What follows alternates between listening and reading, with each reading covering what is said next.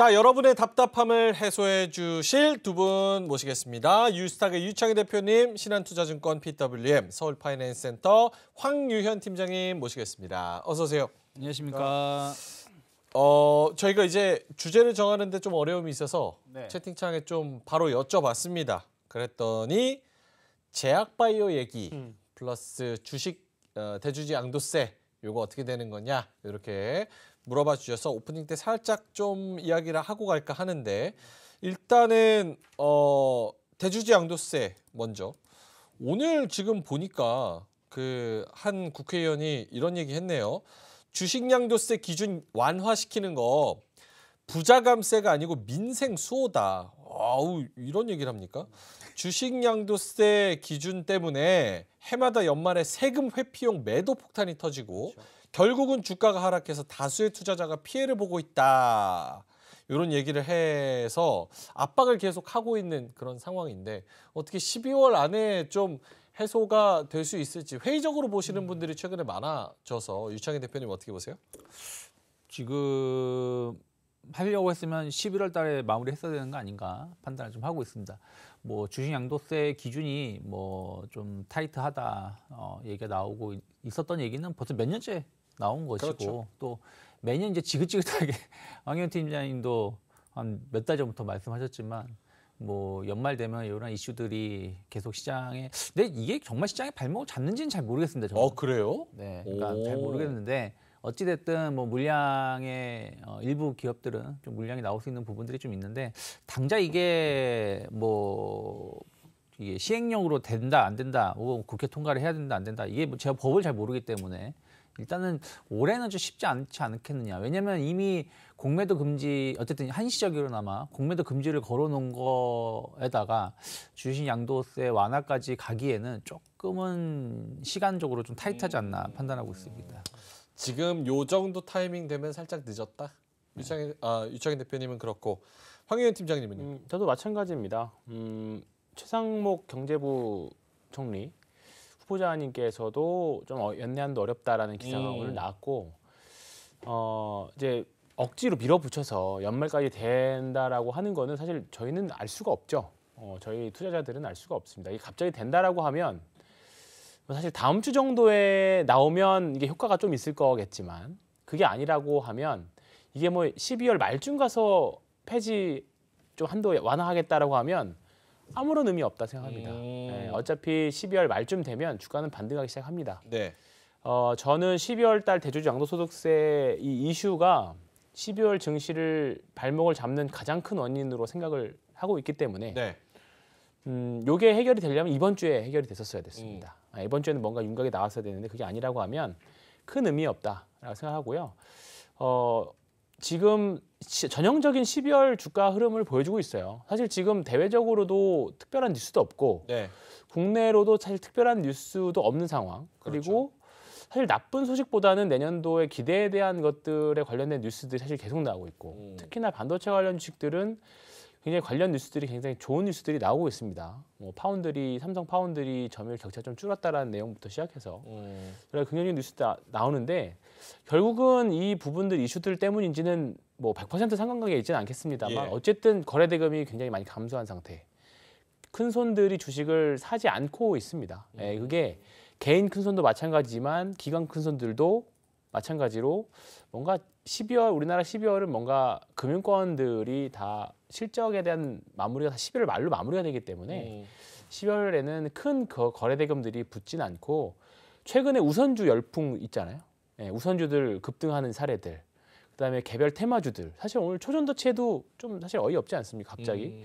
이런 부분들 테마주들만 왔다 갔다 하면서 따라가면 물리고 내가 팔면 올라가 버리는 그런 전형적인 12월 증시 양상을 보여주고 있기 때문에 이런 패턴은 아쉽지만 다음 주 또는 다다음 주까지는 계속 이어진다. 네, 그렇게 생각하고 일단은 그 다른 부분들을 문제는 내년에 바뀌면 그때가 적응하는 걸로 하고 네.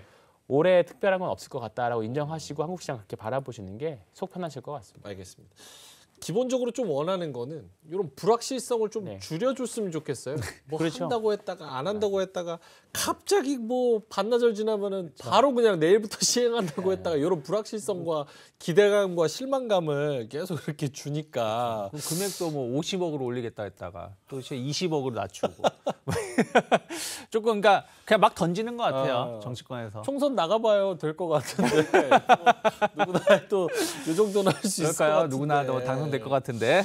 아이고 알겠습니다. 그럼 짧게만 요건 어떻습니까? 사실 저도 이제 방송을 하면서 지나간 거를 후행적으로 요랬습니다 짚기보다는 네. 앞으로 여기서 수익이 날 것 같습니다라고 미리 좀 인사이트를 드리려고 많이 노력을 네. 하거든요. 아까 그 제약바이오 물어보셔가지고 네. 좀 차트를 봤어요. 근데 오늘도 mRNA, 면역항암제, 바이오시밀러, 제약업체 뭐 이런 쪽들이 굉장히 많이 갔습니다. 한미약품만 봐도 지금 11월부터 지금 12월까지 27만 원에서 32만 원까지 상당히 주가가 많이 올라온 그런 상태고 나머지 동아ST도 마찬가지고요. 헬릭스미스도 그렇고 한미사이언스도 그렇고 최근 며칠 혹은 몇 주 동안에 주가가 계속 올라오고 있는 상황이에요. 그럼 지금 이 상황에서 좀 믿을 만한 건 이야기 많이 안 하고 있는 제약바이오가 아직도 조금 이게 남았나? 이런 생각이 좀 들어요. 황영현 팀장이 어떻게 보세요?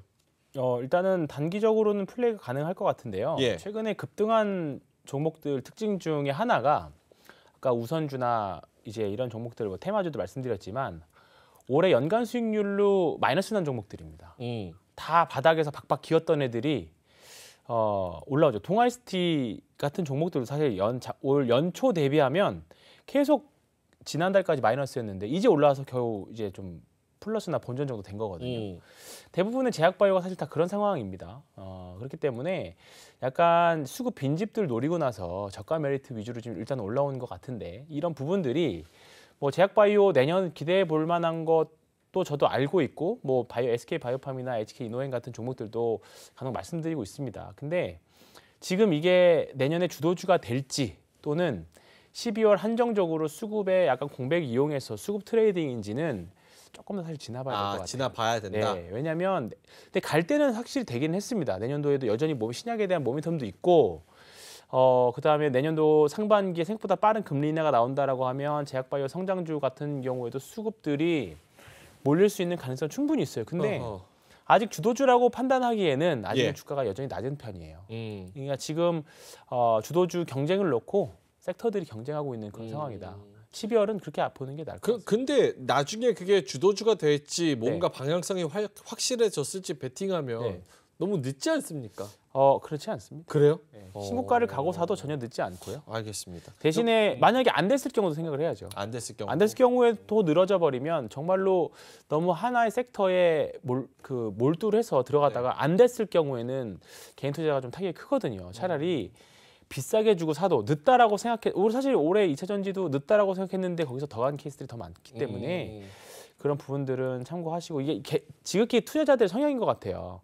내가 진짜 바이더 딥으로 해서 정말 딥밸류에서 사가지고 정말 발바닥에 사서 어깨까지는 버텨보겠다 해서 그게 성공하면 정말 이름도 알려지고 유명한 개인 투자자가 되고 성공한 슈퍼게이머가 되겠지만 그렇지 못하면 정말 또 안 좋은 케이스도 많이 있거든요. 그렇기 때문에 저는 개인 투자자들은 조금 추세를 추종하면서 차라리 비싸게 사서 더 비싸게 파는 전략이 좀 낫다고 생각합니다. 오케이, 알겠습니다. 가능성은 보고 계신 상황이고 그 추세가 계속 이어질지 대세가 될지는 좀 지켜봐야 되는 상황이고 유창희 대표님은 어떠세요? 뭐 올해 제약바이오주가 힘을 냈나 보면 힘을 못 냈다고 생각하고 있어요. 그렇죠. 저는 개인적으로 봤을 때 왜 그러냐면 물론 그 비만 치료제 관련해서 뭐 몇몇 기업이 좋은 주가 상승을 보여주기도 했었고 또 막판에 유전자 가위 이슈도 좀 있었고 또 그 여름 정도에는 AI 제약 그를 플랫폼을 활용해서 약을 개발할 수 있다고 하면서 또 관련된 기업이 움직였는데 예전처럼 제약바이오가 동시에 확 불이 붙은 게 아니라 그 관련된 몇 개만 이렇게 움직임이 나왔다라는 것이죠. 그런데 이제 최근 들어서 조금 시장이 달라진 부분들은 좀 전통 강호들, 뭐 예를 들어서 뭐 유한양행이라든지 뭐 한미약품, 유한양이 좀 막판에 좀 하락을 했지만 한미약품 오늘 신고가 거의 언저리까지 갔었고요. 그리고 SK바이오팜도 좋은 주가 흐름을 보여주려 하고 있고, 그리고 셀트리온만 이슈가 있어서 상승했다가 하락을 했지만 어쨌든 과거에 좀 대형주 쪽으로 해서의 어떤 분위기가 좀 추세가 좀 살아나가려고 하고 있다는 부분들은 우리가 이제 항상 뭐 반도체든 자동차든 뭐 다른 거 얘기했을 때 큰 기업, 삼성 하이닉스가 가져야지 소부장단이 간다라고 말을 했었던 것처럼 예. 이런 대형주 쪽에 대해서 좀 모양이 만들어진다는 것 자체는 좀 긍정적으로 볼 수 있는 신호들이 나오고 있는 것은 아닌가 판단하고 있습니다. 알겠습니다. 제약바이오 채팅창에 말씀을 해주셔서 두 분의 의견을 한번 여쭤봤고요. 역시나 본인 컨셉과 성향과 입맛에 맞는 그런 전략적인 투자를 더 해야겠다 이런 생각이 좀 듭니다. 이로운 경제 채널 EBC